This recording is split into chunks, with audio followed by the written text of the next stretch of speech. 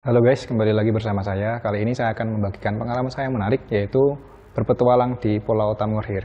Pengalaman ini saya dapatkan pada tahun 2022 lalu pada saat saya masih menjadi mahasiswa di ITS Surabaya. Saya mengikuti sebuah program, yaitu kerjasama antara Kementerian SDM dengan Kedutaan Besar Inggris, yang mana program tersebut bernama Mentari, yaitu menuju transisi energi rendah karbon. Kegiatan ini merupakan suatu kegiatan yang diagendakan untuk melakukan feasibility study atau studi kelayakan di daerah-daerah 3T, yaitu terluar, terdepan, dan terisolir. Saya mendapatkan kesempatan untuk menjadi salah satu tim surveyor yang harus melakukan survei di daerah Pulau Maluku. Ada beberapa tempat yang kami kunjungi, salah satunya yang akan saya ceritakan berikut ini.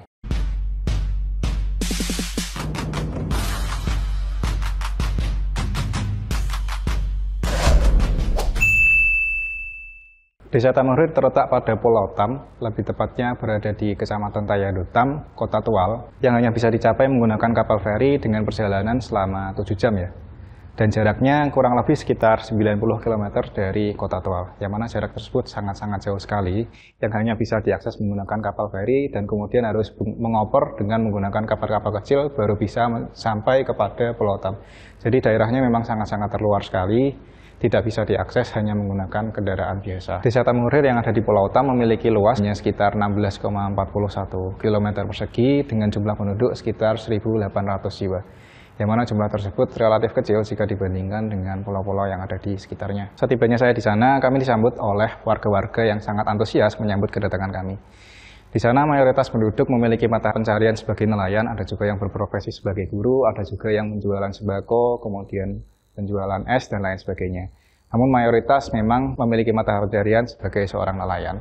Kondisi perumahan yang ada di sana relatif kecil. Rumah-rumah rata-rata memiliki ukuran luas sekitar 20 meter persegi, dan itu pun terbuat dari batako yang terbuat dari pasir dicampur dengan karang dan juga dicampur dengan semen. Jadi tidak ada bata merah di sana karena dari warga kesulitan ya untuk mengakses pasir dan juga tanah liat, sehingga bata mereka membuat sendiri dari batako yang diberikan semer dan juga adukan karang. Kemudian untuk genteng juga tidak ada, mereka menggunakan seng-seng sebagai penutup rumah-rumah mereka, sehingga mayoritas dari rumah-rumah penduduk berbentuk seperti ini. Kemudian secara akses listrik, di sana tidak ada listrik sama sekali. Kondisi listrik desa di sana berbeda jauh dengan yang ada di Pulau Jawa.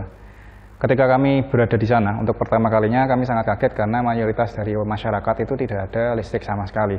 Ada beberapa warga yang memang memiliki genset atau diesel. Hanya saja itu pun mereka harus membeli secara pribadi, sedangkan untuk masyarakat-masyarakat lainnya yang tidak ada genset atau diesel harus menggunakan kebutuhan kelistrikannya dari panel surya kecil yang memang mereka beli secara mandiri. Hal itu pun masih tidak maksimal. Untuk masyarakat yang menggunakan genset atau diesel hanya dapat menggunakan kebutuhan listriknya untuk penerangan pada pukul 6 sore hingga 10 malam saja. Sedangkan untuk mereka yang menggunakan panel surya itu hanya dapat menikmati listriknya pada saat siang hari saja, karena untuk kebutuhan baterai malam harinya mayoritas dari mereka baterai-baterainya sudah pada rusak. Selain dari masyarakat yang memiliki panel surya dan juga genset secara mandiri, masyarakat pada malam hari hanya menggunakan lampu lilin atau senter yang mereka beli untuk kebutuhan penyinaran seadanya yang ada di rumah mereka. Beruntung bagi masyarakat yang memiliki retak rumah yang ada di dekat PJU tenaga surya, karena mereka dapat ikut tersinari rumahnya dengan bantuan penerangan di jalan-jalan yang ada di sekitarnya. Sehingga kondisi gelap gulita pada saat malam hari menjadi suatu kondisi yang amat sangat wajar. Sebetulnya sudah pernah ada bantuan-bantuan berupa PJU tenaga surya yang ada di beberapa titik di desa, sehingga pada saat malam hari mayoritas dari warga itu amat sangat terbantu dengan kehadiran PJU tenaga surya. Namun untuk penyinaran di rumah-rumah pribadi warga, mayoritas dari mereka yang tidak memiliki panel surya, mereka hanya menggunakan lilin dan juga lampu senter biasa.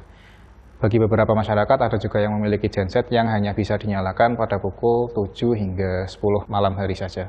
Kendala kedua yang dialami oleh masyarakat adalah kendala air bersih. Masyarakat di sana mayoritas tidak memiliki sumur pribadi, sehingga untuk kebutuhan air masyarakat mengandalkan pipa-pipa yang berada di daerah pemukiman warga layaknya PDAM yang ada di Pulau Jawa. Namun di sana pipa tersebut hanya dapat mengalir pada pukul tertentu saja, yaitu lebih tepatnya pada pukul 4 hingga 5 sore. Sehingga masyarakat pada jam-jam tersebut harus rela mengantri, membawa jerigen-jerigen agar dapat mengambil air secara bergiliran untuk kebutuhan rumah tangga mereka. Hal ini tentu saja akan berbeda ketika masyarakat memiliki pompa air, yang mana dapat membuat mereka itu tidak perlu mengantri dan hanya mendapatkan air pada pukul tertentu saja. Dengan adanya pompa air, mereka tidak akan kesulitan seperti sebelumnya. Sebenarnya program elektrifikasi hampir pernah terjadi di pulau ini, hanya saja program tersebut mangkrak. Buktinya pada saat kami melakukan survei ada beberapa area yang mana area tersebut seharusnya digunakan sebagai pemukiman untuk kebutuhan rumah dinas PLN untuk kebutuhan menyalakan pembangkit listrik tenaga diesel yang ada di daerah tersebut. Hanya saja setelah kami lihat lebih lanjut, di sana rumahnya sudah berdiri tegak. Papan nama PLN juga sudah ada di sana, rumah-rumah untuk kebutuhan diesel juga sudah ada. Tiang-tiang listrik yang diperlukan untuk mengaliri desa-desa sudah ada, kemudian kabel-kabel listrik juga ada. Hanya saja tidak terpasang karena menunggu satu mesin yang terakhir, yang paling penting yaitu adalah mesin dieselnya. Yang mana mesin diesel hingga saat ini masih belum dikirimkan. Padahal program tersebut seharusnya sudah selesai pada tahun 2020 atau 2021 yang lalu. Setelah ditelisik lebih lanjut oleh warga sekitar, masyarakat mengatakan bahwa dari kontraktor yang menggarap pembangkit listrik tenaga diesel tersebut ada beberapa kendala yang mereka keluhkan, diantaranya adalah tidak adanya akses dermaga yang membuat mereka amat sangat kesulitan untuk mengirim mesin diesel. Hanya saja seiring berjalannya waktu tidak ada tindak lanjut sama sekali yang diberikan oleh kontraktor sehingga ada kemungkinan ada oknum-oknum yang bermain sehingga hal ini menjadi sebuah proyek mangkrak yang memang tidak ditindaklanjuti hingga saat ini. Hal ini tentu saja amat sangat merugikan warga sekitar, padahal mereka sudah berharap untuk mendapatkan akses listrik di perumahan-perumahan mereka. Namun hingga saat ini karena ada oknum-oknum tertentu yang seharusnya menyelesaikan pekerjaannya dengan baik, tapi malah tidak menyelesaikan pekerjaannya yang berdampak pada kebutuhan masyarakat yang harus tertunda hingga saat ini. Selain itu sebenarnya juga ada bantuan pembangkit listrik tenaga surya untuk kebutuhan puskesmas, dengan kapasitas kurang lebih sekitar 10 kW yang mana hanya digunakan untuk menyalakan puskesmas saja. Sayangnya di sini program bantuan tersebut hanya digunakan untuk kebutuhan puskesmas, tidak untuk kebutuhan warga yang lainnya, sehingga muncul sebuah ketimpangan antara kondisi yang ada di puskesmas dengan kondisi yang ada di rumah-rumah sekitar. Para pengelola puskesmas bisa menikmati akses listrik secara puas, sedangkan masyarakat di sekitar tidak mendapatkan imbas dan hanya dapat menikmati listrik ketika ada event-event tertentu saja. Sehingga pada saat kondisi malam hari, puskesmas terang benderang dan warga di desa gelap gelita. Ini merupakan suatu ketimpangan yang agak aneh terasa, padahal sebenarnya yang lebih membutuhkan adalah akses listrik untuk kebutuhan rumah-rumah warga di daerah pedesaan-pedesaan, namun malah yang diberi listrik adalah puskesmas. Kendala lainnya bagi masyarakat yang memiliki mata pencarian sebagai nelayan adalah ketika mereka sudah mengambil ikan dari laut dan ingin dijual ke masyarakat-masyarakat yang ada di kota, tentu saja mereka perlu adanya sebuah pengawet ikan atau SS yang digunakan untuk kebutuhan pengawetan ikan. Namun dengan tidak adanya listrik, harga es yang mereka dapatkan itu cenderung relatif tinggi dan ketika mereka tidak menggunakan es, perjalanan menggunakan kapal akan memakan waktu sekitar 7 jam untuk menuju ke kota, sehingga pada saat kondisi 7 jam perjalanan itu mayoritas dari ikan-ikan yang mereka bawa itu cenderung lebih cepat busuk ketika tidak menggunakan es. Sehingga terkadang untuk menutup kebutuhan operasional nelayan, entah itu untuk kebutuhan BBM kapal, tiket kapal feri, kemudian untuk pembelian es, terkadang harga jual dari ikannya itu tidak cukup untuk menutup kebutuhan operasional yang harus dikeluarkan oleh nelayan.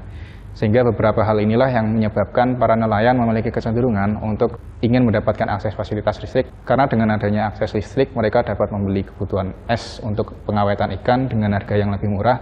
Mereka dapat mengawetkan ikan sebelum dijual dan tentu saja harga jual yang mereka dapatkan itu dapat menutupi kebutuhan operasional dan mereka dapat menikmati akses hidup yang lebih layak. Selain itu dengan adanya akses listrik, di sana juga akan membuka lapangan pekerjaan baru. Berdasarkan survei dari yang kami lakukan, mayoritas dari masyarakat selain sebagai nelayan ketika mendapatkan listrik mereka juga memiliki keinginan untuk membuka warnet, coffee shop, kemudian toko printer dan juga toko-toko lainnya yang memiliki kebutuhan listrik.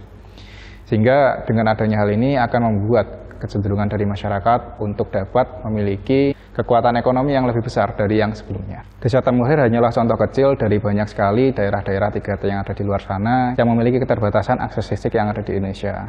Namun sayangnya dari hasil survei yang kami lakukan beberapa tahun yang lalu hingga saat ini belum ada tindak lanjut sama sekali dari Kementerian SDM maupun dari lembaga-lembaga yang menaungi kegiatan kami. Sehingga hal ini sangat disayangkan ketika apa yang kami lakukan di sana adalah untuk kebutuhan sosial, namun untuk merealisasikan suatu program pengadaan pembangkit listrik tenaga surya di sana harus menjadi keputusan politik. Sehingga hal ini tidak akan mendapatkan titik temu ketika hal ini terus dilakukan. Kami berharap sebenarnya dengan melakukan kegiatan survei yang kami lakukan sebelumnya, dari pemerintah memberikan tindak lanjut berupa pembangunan pembangkit listrik tenaga surya di daerah tersebut, entah bentuknya yang terpusat atau yang bentuknya klaster tersebar. Namun yang jelas adalah mereka amat sangat mengharapkan kehadiran listrik Karena keadilan sosial merupakan hak seluruh rakyat Indonesia, salah satunya adalah keadilan akan akses energi yang seharusnya dapat mereka nikmati hingga saat ini. Hingga di sini saya harap ada suatu hal yang dapat dilakukan oleh pemerintah untuk menindaklanjuti, tidak hanya menganggap ini sebagai keputusan politik, melainkan juga sebagai misi sosial untuk membantu sesama masyarakat yang ada di Indonesia. Namun jika pemerintah tidak bisa mengatasi hal ini dan memang menganggap kegiatan-kegiatan kemarin hanya sebagai topeng untuk kegiatan berkampanye, maka saya harap ada orang-orang baik di luar sana, perusahaan-perusahaan swasta di luar sana, lembaga-lembaga non-governmental organization di luar sana yang dapat membantu kami untuk dapat memberikan akses elektrifikasi di daerah 3T, terutama di beberapa tempat yang kami survei, yang di video ini kami jelaskan ada di Desa Tamurhir, Pulau Tam. Sehingga kami membuka peluang kerjasama bagi siapapun yang ingin membantu kami dalam memberikan elektrifikasi di daerah sana. Demikian apa yang dapat saya sampaikan. Semoga dapat bermanfaat bagi masyarakat yang menonton ini. Mohon bantuannya untuk menyebarluaskan informasi ini agar mereka yang ada di daerah sana dapat cepat terbantu dan juga mendapatkan hak-hak mereka kaitannya tentang akses energi di daerah mereka. Sehingga kehidupan mereka bisa menjadi lebih baik, hidup layaknya masyarakat-masyarakat yang ada di Pulau Jawa di Indonesia. Sekian. Sampai jumpa di video berikutnya.